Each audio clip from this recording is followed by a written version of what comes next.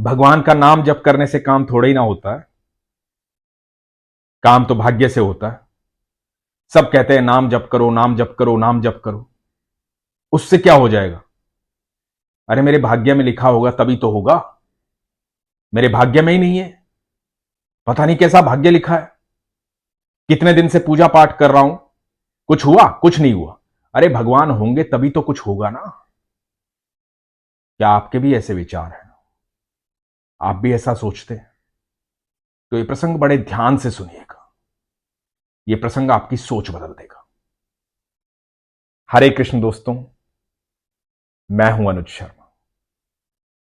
आप सबने ये सुना होगा कि अजगर करे ना चाकरी, पंछी करे ना काम, दास मलुका कह गए सबके दाता राम।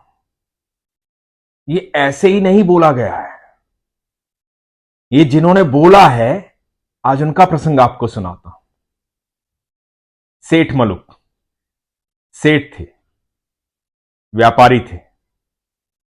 भगवान में कम विश्वास था। बताते हैं कि बचपन में बड़े संस्कारी थे, लेकिन जैसे जैसे उम्र बढ़ी सिर्फ व्यापार, धन, दौलत यही दिखाई देता था। एक धर्मशाला में जाकर के रुके, व्यापार के सिलसिले में गए थे।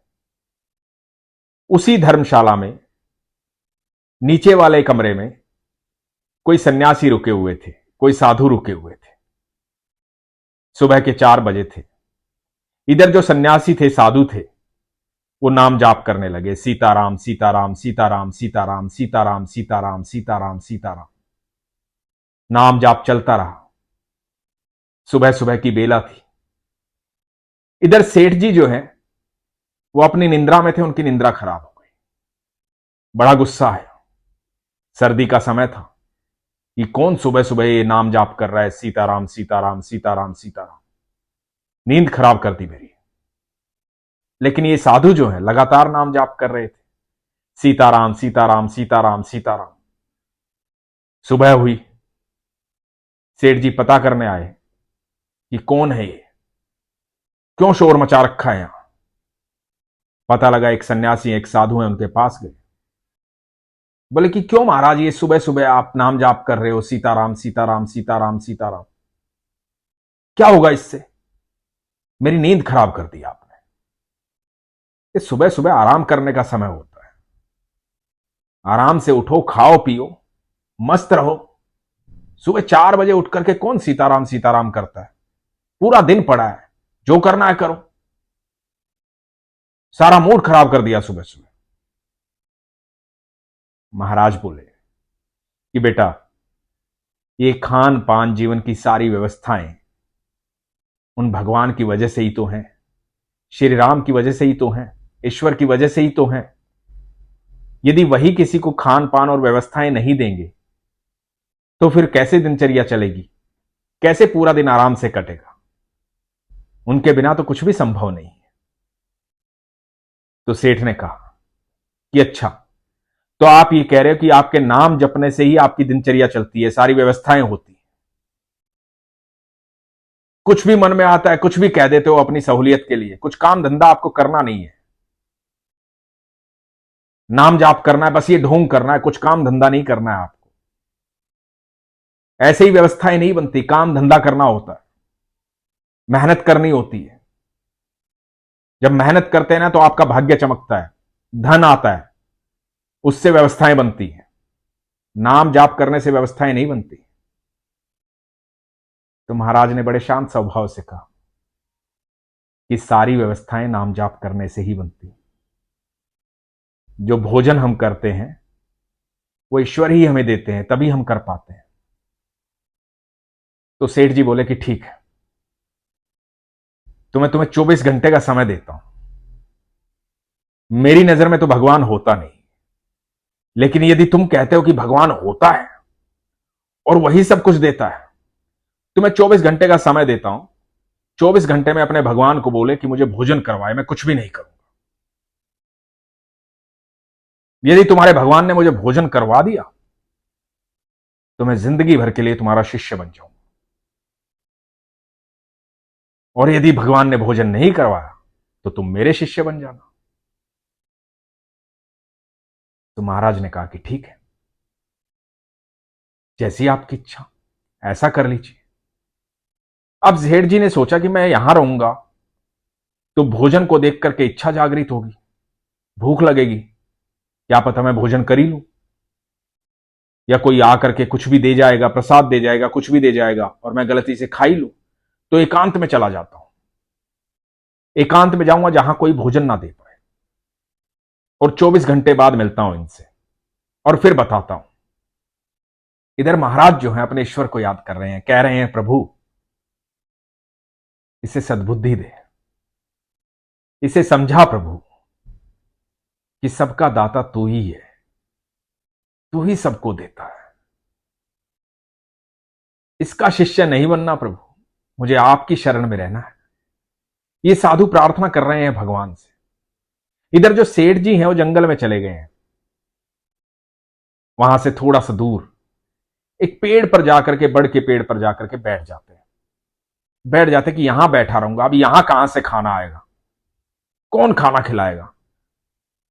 कल जब पूरे 24 घंटे बीत जाएंगे तब जाऊंगा और फिर बताऊंगा कि देखो कुछ नहीं दिया तुम्हारे भगवान ने, अब बन जाओ शिष्य।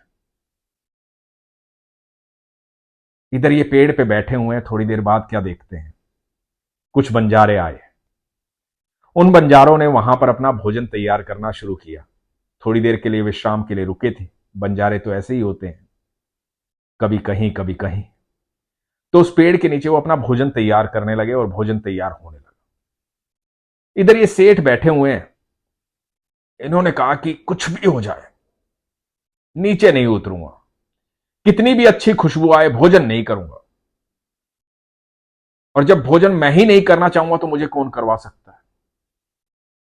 बस कल सुबह की तो बात है, कल 24 घंटे बीत जाएंगे पर भोजन नहीं करूंगा। इधर बंजारों का भोजन तैयार हुआ और दूर से आवाज आई कि जैसे बहुत सारे घोड़े आ रहे हैं। पुराना जमाना था, डाकू इस तरह से आते थे, डकैत इस तरह से आते थे। बंजारों ने सोचा कि डकैत आ गए हैं, डाकू आ गए हैं। वो अपना सामान उठा करके भाग गए। भोजन वहीं रह गया। पीछे से डकैत आ गए, बहुत सारे घोड़े आ गए। डकैतों ने देखा कि यहां तो भोजन तैयार रखा हुआ है। तो डकैतों ने सरदार से कहा कि सरदार आज तो बड़ी अच्छी व्यवस्था है, गर्मा गर्म भोजन तैयार है, पहले भोजन कर लेते हैं फिर आगे चलते हैं। तो सरदार ने कहा कि नहीं, ये कोई जाल बिछाया गया है, किसी ने हमारे खिलाफ जाल बिछाया है। किसी को पता था कि हम यहां से गुजरेंगे, ये भोजन रास्ते में रखा है, इसमें जहर मिलाया होगा। हम भोजन खाएंगे और हम मर जाएंगे, यही तो सामने वाला चाहता है। तो इस भोजन को कोई भी नहीं खाएगा, और जिसने ये जाल बिछाया है वो यहीं आसपास कहीं होगा, उसको ढूंढो, खोजो उसको, कहां है वो। अब सारे डाकू खोजने लगे। ऊपर सेठ जी बैठे थे पेड़ पर, ये सारा नजारा देख रहे थे। घबरा गए, डर गए। उस हड़बड़ाहट में उनके शरीर में थोड़ी हलचल हुई। हलचल होने के कारण नीचे खड़े डकैतों को पता लगा कि शायद कोई ऊपर है। ऊपर देखा तो सेठ जी बैठे हुए। सेठ जी को नीचे उतारा। सेठ जी घबरा गए। सेठ जी ने कहा कि आप मुझे गोली मत मारना, मुझे जान से मत मारना, मेरी कोई गलती नहीं है, ना मैंने ये भोजन रखा, मैंने कुछ नहीं किया। तो सरदार ने कहा कि कोई बात नहीं, हम गोली नहीं मारेंगे, तुमने ये जो जाल बिछाया है इसका हमें पता चल गया, अब तुम ये भोजन खाओ, चलो भोजन करो। सेठ जी ने कहा कि नहीं, भोजन तो मैं नहीं करूंगा, भोजन तो मुझे करना ही नहीं है। तो सरदार ने कहा कि देखा, मैंने कहा था इसमें जहर मिलाया हुआ है, इसी व्यक्ति ने जहर मिलाया है, इसीलिए नहीं खा रहा है, अब तो भोजन इसे खाना पड़ेगा। तो सेठ जी ने कहा कि मैं भोजन नहीं खाऊंगा, मैंने तो कसम खाई है मैं भोजन नहीं खाऊंगा, मुझे भोजन नहीं करना है। तो सरदार ने कहा कि तुम क्यों नहीं करोगे भोजन, तुम्हें तो भोजन करवाया जाएगा, इसके हाथ पैर बांधो, इसे भोजन करवाओ। भोजन में विष मिलाता है, हमारे खिलाफ जाल फैलाता है, हमें पकड़ना चाहता है, आज इसकी सारी अकड़ निकालेंगे। और बाकी डाकू सेठ के हाथ पैर पकड़ते हैं और उसे भोजन खिलाते हैं।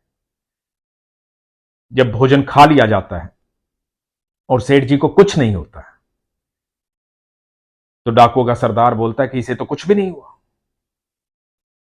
तो सेठ जी कहते हैं मैंने तो पहले ही आपसे कहा था कि भोजन मैंने नहीं बनाया, ना मैंने रखा है यहां पे, आपने जबरदस्ती मुझे भोजन करवा दिया। इसमें कोई विष नहीं है, विष होता तो मैं मर जाता ना, लेकिन मैं तो आपके सामने हूं। तो सरदार ने कहा कि फिर तुमने क्यों मना किया भोजन करने से, तुमने क्यों कहा कि मैं भोजन नहीं करूंगा। तो सेठ जी ने सारा वृतांत बताया कि किस तरह से मैं धर्मशाला में रुका था, किस तरह से वो साधु वहां पर थे। उन साधु ने कहा कि नाम जाप करने से, भगवान का नाम लेने से हर चीज की प्राप्ति हो सकती है। और मैंने कहा कि नहीं, ये संभव नहीं है, भगवान नहीं होते। और देखिए उनकी बात सत्य हुई। किस तरह से आप आए, किस तरह से मुझे भोजन करवाया। आज मुझे यकीन हो गया है कि सबके दाता राम है। अजगर करे ना चाकरी, पंछी करे ना काम, दास मलुका कह गए सबके दाता राम। ये सेठ जी संत मलुक दास जी थे, भगवान के अनन्य भक्त। बताते हैं कि 108 साल तक इस धरती पर रहे, बहुत कुछ लिखा, भगवान के अनन्य भक्त हुए, ईश्वर से बेहद प्रेम करते थे। एक नाम जाप करने की बहस पर पूरा जीवन बदल गया। जो लोग ये कहते हैं ना कि भगवान का नाम लेने से, आराधना करने से कुछ नहीं होता, उनको मैं कहता हूं एक बार विश्वास करके तो देखो। आपका नाम जाप करने से आपके शरीर की ऊर्जा सकारात्मक हो जाती है। सिर्फ आपकी ऊर्जा सकारात्मक नहीं होती, आपके आसपास की ऊर्जा बदल जाती है। और जब आपके आसपास की ऊर्जा बदल जाती है तो ऐसी कोई चीज नहीं होती जो असंभव होती है, क्योंकि मेरे ईश्वर के शब्दकोश में असंभव शब्द ही नहीं है। आपने कभी सोचा है कि जंगलों में इतने बड़े बड़े पेड़ लगे होते हैं, बड़े तरीके से लगे होते हैं, कौन आकर के उनको जल देता है? जितने भी जीव इस अनंत ब्रह्मांड में है ना, एक छोटी सी चींटी, उसकी जो पदचाप होती है ना, वो जब चलती है और जो आहट होती है चींटी की पदचाप, उसे भी सुनता है मेरा ठाकुर। एक बार विश्वास करके देखो, और जिस दिन आप विश्वास करना शुरू कर देंगे ना, आपके जीवन में पल प्रतिपल चमत्कार होने शुरू हो जाएंगे। क्योंकि चमत्कार तो हर पल हो ही रहे हैं, लेकिन आंखों के सामने अविश्वास का पर्दा है। जैसे ही अविश्वास का पर्दा हटेगा और विश्वास नेत्रों में जागृत होगा, मन में जागृत होगा, आपकी दृष्टि में वो क्षमता आ जाएगी कि आपको ये सारे चमत्कार दिखाई देने शुरू हो जाएंगे। एक अदृश्य शक्ति आपके चारों तरफ एक घेरा बना देगी, जिससे आप सुरक्षित रहेंगे।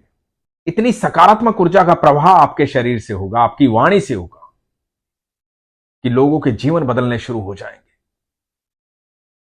आपके चेहरे पर एक अद्भुत तेज आएगा, आपकी ऊर्जा में वो क्षमता आ जाएगी कि आपसे मिलकर के कितना भी नकारात्मक व्यक्ति हो, सकारात्मक हो जाएगा।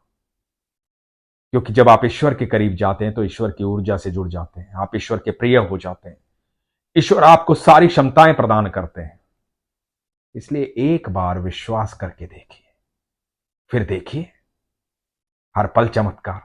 इसीलिए हमेशा कहता हूं, अपने विश्वास को मजबूत रखिए, अपना ख्याल रखिए। हरे कृष्ण।